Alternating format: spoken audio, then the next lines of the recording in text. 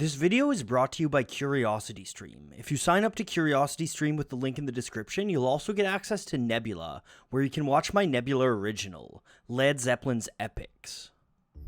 The end of the 1960s has been well documented by now.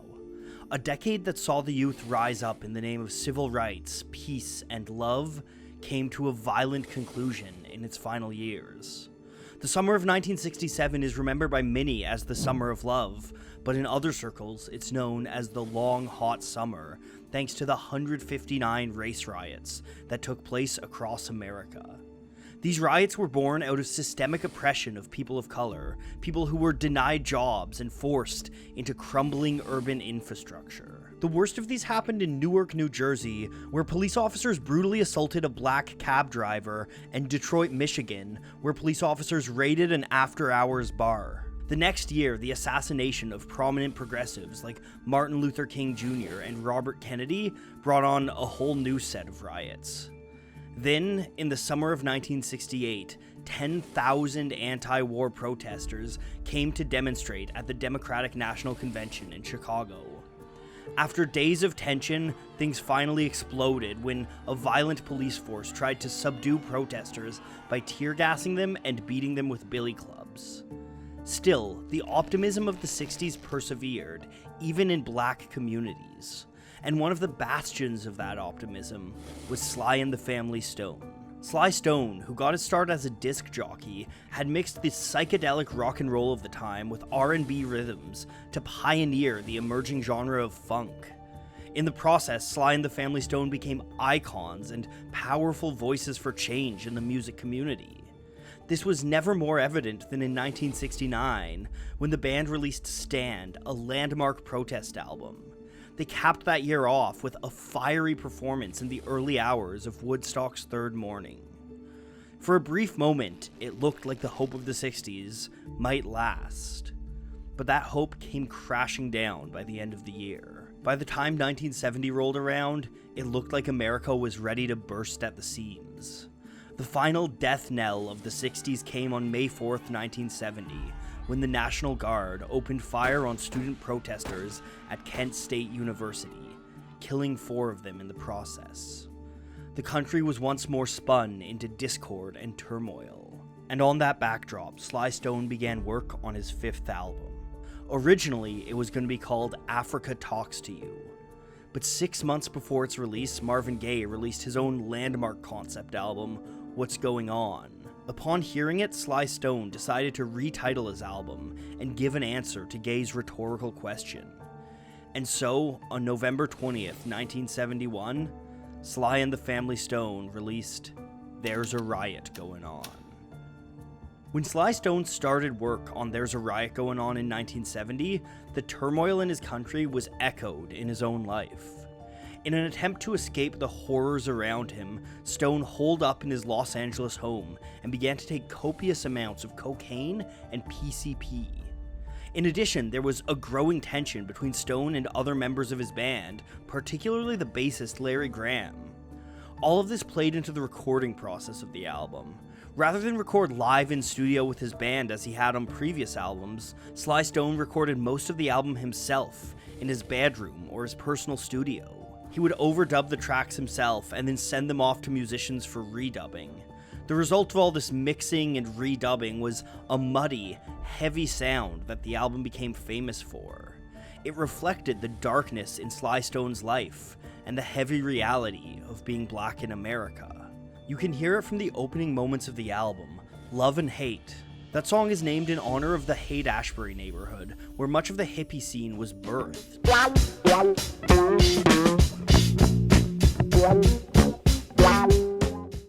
And as much as it's a celebration of Stone's former home, Love and Hate also sets the stage for the album with a kind of dark irony. The radical change of the hippie movement was spurred in part by the use of psychedelic drugs, and Love and Hate is clearly about drug use.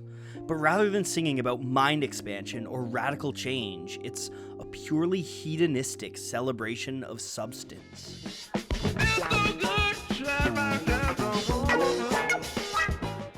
That lyrical mantra outlines much of the ethos of the album, numbing the pain of the world away.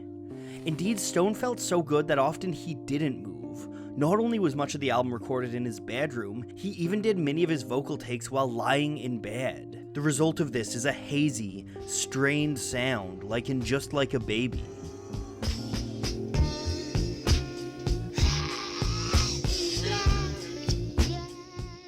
This slow sound is a radical departure from the upbeat pop that had brought Sly and the Family Stone to such great heights. But that doesn't mean the album is divorced from the band's political edge. In Poet, Sly reasserts his desire to fight for a better world through music. But between Stone's drugged-out state and the unorthodox recording process, the lyrics of many of the songs turn out incomprehensible. Stone acknowledges as much in the album's liner notes, writing, "It's so complex, words get in the way, just look at the faces, on the outside and the inside of this album. They'll tell you." This statement speaks to the strange nature of the album, but it also speaks to Sly's state of mind post-1960s. The 60s were defined by musicians radically and vocally standing up to injustice, and yet the injustice continued. America still burned, black communities still crumbled, the war in Vietnam dragged on and on.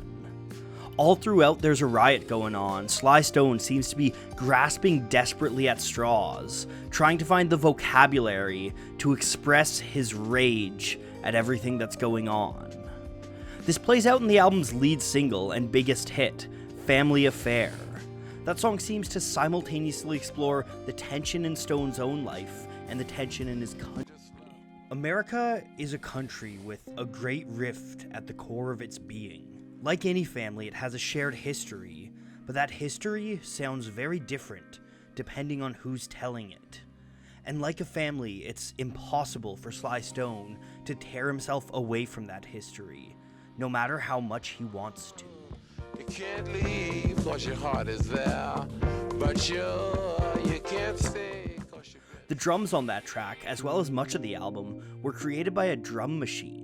When Family Affair topped the pop charts, it became the first song to do so using a drum machine. That drum machine also provides the rhythm for Africa Talks to You, an extended, paranoid jam that explores Stone's growing disillusionment with fame. In the chorus of that song, we can once again see Sly Stone lamenting the loss of the 1960s optimism.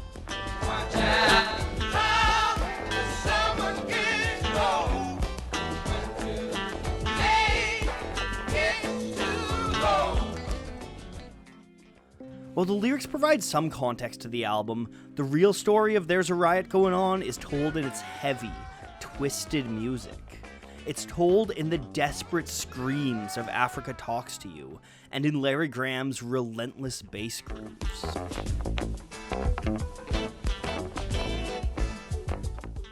This is perhaps most evident in the final song on the album, a response to Africa Talks to You, and a remake of one of the Family Stone's biggest songs.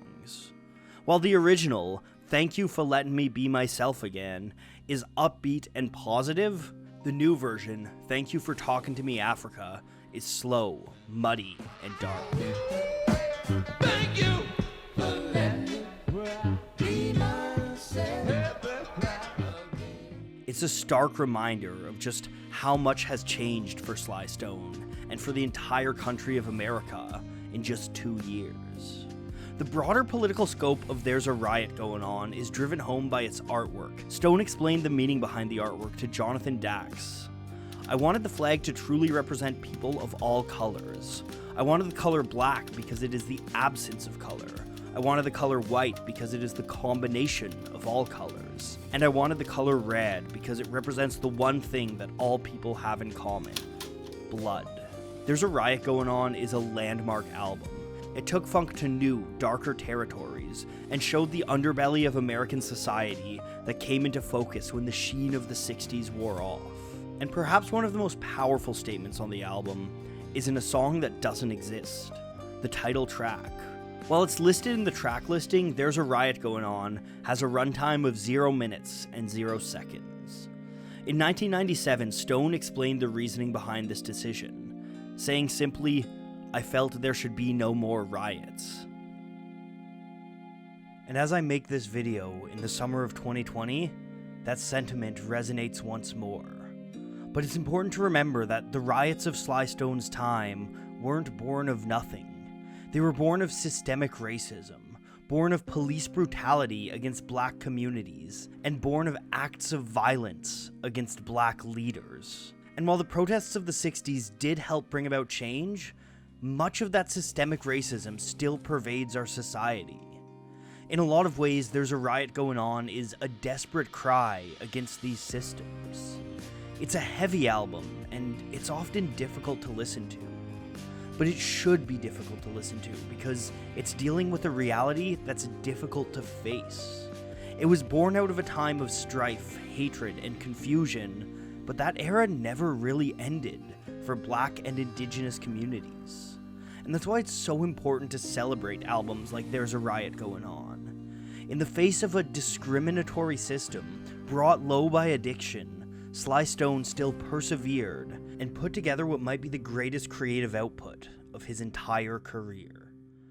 Given the nature of this video, and given the nature of everything going on right now, doing a smooth transition to an ad read feels wrong. But also, advertisers really help make this channel possible and help give me the platform so I can talk about these issues. So I'm going to be donating a portion of this week's ad revenue to my local chapter of Black Lives Matter. With that being said, if you want to further educate yourself on the history of the fight for equal rights, you should check out King, a filmed record on CuriosityStream. That documentary tells the story of Martin Luther King Jr. through on-the-ground footage from the civil rights movement. It's honestly incredible watching King and other civil rights leaders speak and watching black communities organize. And there's lots more on CuriosityStream, including several stories about Woodstock, where Sly Stone and other musicians tried to change the world through their art. Beyond that, CuriosityStream has videos on topics ranging from dinosaurs to guitars and pretty much everything in between. It's the best place to stream professionally made documentary content online. Not only that, CuriosityStream has also put its support behind Nebula, a platform created by and for independent creators like myself. So if you sign up to CuriosityStream with the link in the description, you'll also get access to Nebula, where you can watch videos by some of the best thoughtful creators on YouTube, and also me. If you want somewhere to get started, you can check out Led Zeppelin's Epics, my series which has 2 exclusive videos that will only ever be available on Nebula. So head on over to the link in the description to get started today. Not only will that give you access to vast amounts of great content, it also does a ton to help my channel. So thank you so much for watching.